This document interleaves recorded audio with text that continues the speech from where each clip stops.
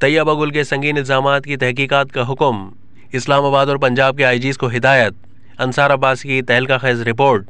नैब के साबिक chairman justice retired Javed Iqbal के खिलाफ तैयबा गुल के इल्जामात की आला सतह तहकीकात का हुक्म दे दिया गया। Inspector general of police Islamabad और पंजाब को मामले की तहकीकात का हुक्म एहतसाब अदालत 1 लाहौर ने दिया है। एहतसाब अदालत 1 लाहौर को 18 दिनों में इंक्वायरी करने की हिदायत की गई है।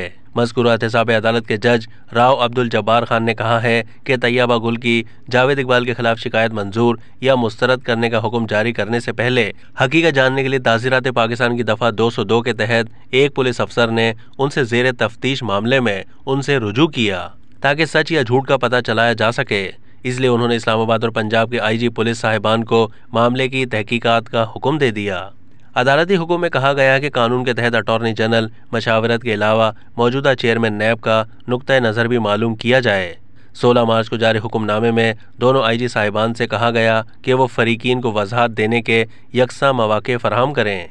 दरियासन नैब को भी हिदायत की गई है कि वो तैयबा गुल की शिकायत समाअत के लिए काबिल कबूल महदूद या यकजा किए जाने के बारे में जवाब दाखिल करे।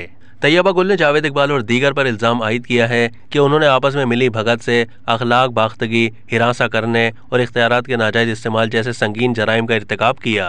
इन तमाम गैर कानूनी और बदनीयती पर मबनी इक़दामात के बाइस मुल्ज़िमान मुताल्लिका कवानीन के तहत सज़ावार हैं और उन्हें करार वाकई सज़ाएं मिलनी चाहिए।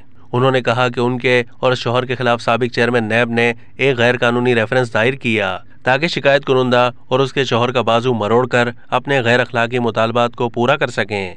एहतसाब अदालत से उनकी बरियत के बाद उन्होंने 18 फरवरी 2022 को तमाम गैर कानूनी और गैर अखलाकी के खिलाफ चेयरमैन नैब के पास दरख्वास्त दायर की, लेकिन उन्होंने भी मुल्जिमान के खिलाफ जाली रेफरेंस दायर करने पर कोई महकमा जाती कार्रवाई नहीं की।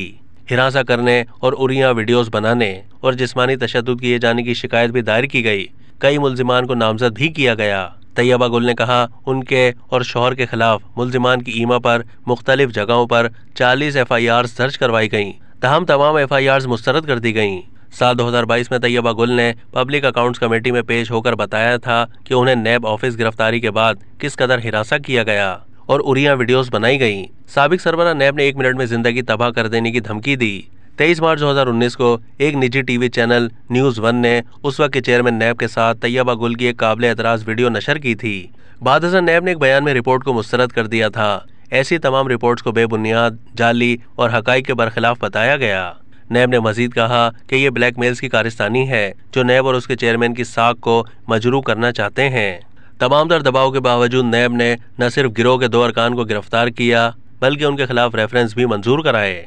अब तक के लिए इतना ही। मजीद मालूमात के लिए डेली जंग के YouTube चैनल को सब्सक्राइब कीजिए।